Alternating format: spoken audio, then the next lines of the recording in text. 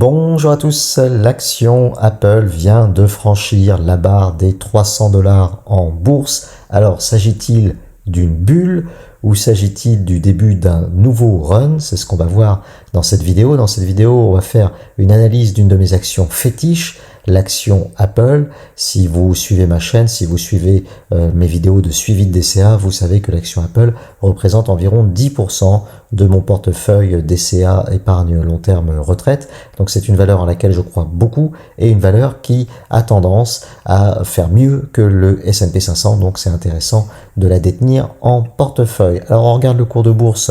Justement, donc vous voyez, on va d'abord regarder depuis le début de l'année. Apple est en hausse de 10%, donc c'est mieux que le S&P 500.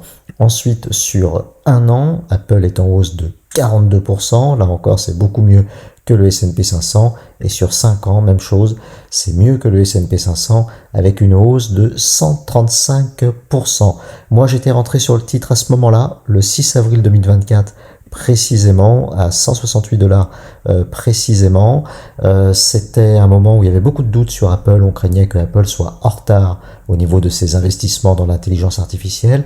Et puis surtout, Apple venait d'abandonner son projet de véhicule électrique. Moi, je pense qu'ils ont très bien fait d'abandonner ce projet. Mais enfin bon, à l'époque, il y avait quand même un peu des doutes sur la stratégie d'Apple. Et donc, le cours de l'action avait un petit peu baissé. J'en ai profité pour rentrer juste avant cette première hausse. Et puis, j'ai renforcé ma position ici au moment de la crise des tarifs, au moment des soldes de Trump, avant une nouvelle remontée du cours Apple. Alors, on a eu une petite baisse en début d'année 2026 et puis c'est reparti franchement à la hausse ces derniers temps. Alors forcément, quand on est dans une telle situation, on se pose toujours la même question: est-ce que c'est trop tard pour acheter? Est-ce qu'on est dans une bulle? Et pour ceux qui comme moi détiennent l'action, est-ce que c'est le moment de prendre ses bénéfices? Donc on va regarder ça ensemble. Comme toujours, un petit disclaimer, cette vidéo n'est absolument pas un conseil en investissement, c'est une œuvre de l'esprit qui a une vocation purement pédagogique. Et puis j'ajoute que les performances passées, bien entendu, ne préjugent pas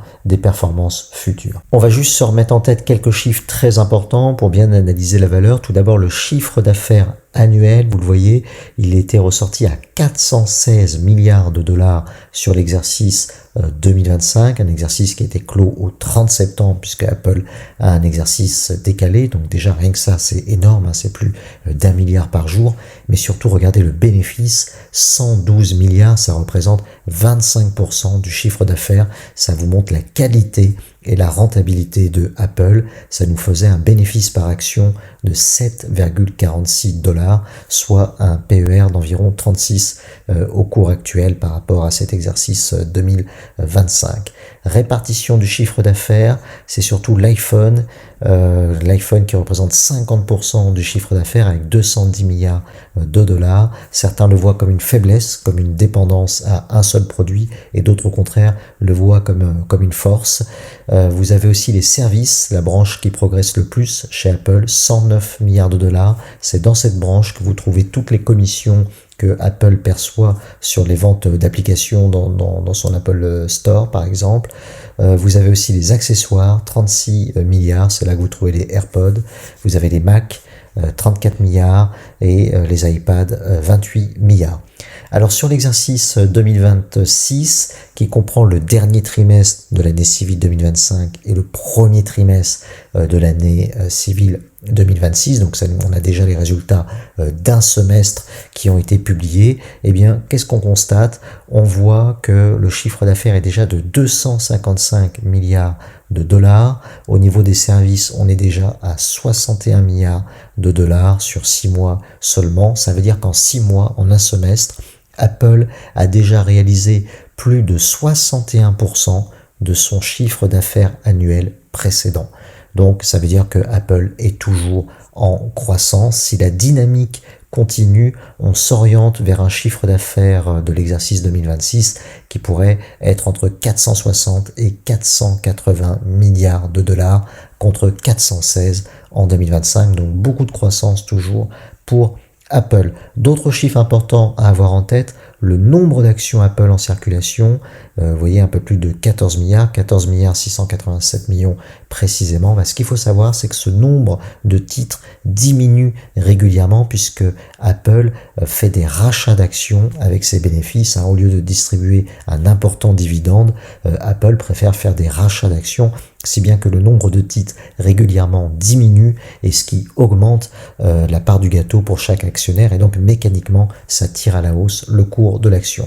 La capitalisation, eh bien, si on multiplie le cours de l'action par le nombre de titres, on trouve 4400 milliards de dollars, ce qui fait de Apple l'une des entreprises les plus valorisées au monde, juste derrière Nvidia.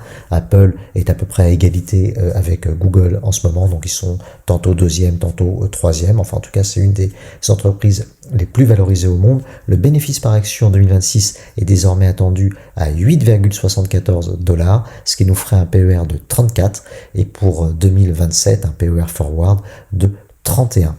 Alors Apple, à ce niveau-là, est-elle survalorisée? Parce qu'il y en a qui trouvent qu'un PER de 30 à 35, c'est-à-dire payer la société 30 à 35 fois ses bénéfices annuels, eh ben, ce serait trop cher. Lors de ma précédente vidéo que j'avais faite pour la présentation des résultats trimestriels de Apple, le cours de l'action était à 270 dollars et j'avais conclu la vidéo en disant que Apple n'était pas du tout survalorisé et que je pensais même que ça pouvait encore bien monter dans les prochains mois. Donc je m'étais pas trompé. Est-ce que j'ai changé d'avis avec un cours de l'action à 300 dollars? Pas vraiment. Je vais vous indiquer un peu ma manière de raisonner. Vous pourrez me dire en commentaire si vous êtes d'accord avec mon analyse ou au contraire si vous la désapprouvez. Je vais vous dire en gros ma façon de voir les choses. C'est vrai que si Apple était valorisé comme un fabricant premium de produits, un peu comme du luxe grand public, on va dire, même si c'est un peu contradictoire, mais c'est un petit peu sur ce segment qu'aujourd'hui se situe Apple, on aurait un PER beaucoup plus petit, on serait plutôt aux alentours de 15, parce que la croissance attendue ne serait pas aussi importante que pour des PER de 30 à 35. Mais ce qu'il faut voir, c'est notamment la branche service de Apple, qui représente un bon quart de l'activité de Apple désormais, et qui, elle, est en forte croissance, et qui, à elle seule, justifierait un PER de 40 à 50. Si on avait une société qui aurait uniquement le segment service de Apple, s'il y avait une scission, en quelque sorte, d'un côté les produits et de l'autre les services, pour la branche service, un PER de 40 à 50 serait tout à fait justifié vu la croissance que représente aujourd'hui cette branche dans l'activité de Apple. Il faut aussi savoir que Apple a des nouveaux produits, innove. Je pense par exemple à l'iPhone pliable qui est attendu, aux lunettes connectées, ou d'autres produits qui prennent en importance, comme par exemple les montres connectées, qui peuvent marcher à l'avenir à l'égard des seniors par exemple, parce qu'il y a tout un enjeu de santé autour de ces montres connectées. C'est la même chose pour les AirPods, qui peuvent permettre notamment de régler des problèmes d'audition. Et puis d'une manière générale, pour Apple, vous avez une clientèle qui est captive, un écosystème, donc ça aussi ça peut se valoriser. C'est aussi un repeat business, c'est-à-dire que quand on est chez Apple, on n'en sort pas, et tous les 3, 4 ans, 5 ans environ, on renouvelle son appareil. Et puis c'est aussi une base de 2,5 milliards d'appareils actifs dans le monde, et ça c'est très précieux, notamment avec ce qui va arriver avec le déploiement de l'intelligence artificielle. Donc si on combine tout ça, pour moi, un PER consolidé entre 30 et 35, c'est parfaitement justifié. Alors en conclusion, je conserve parce que je considère qu'il y a toujours des relais de croissance et que de mon point de vue, dans les 5 à 10 ans à venir, Apple continuera de faire mieux que le S&P 500.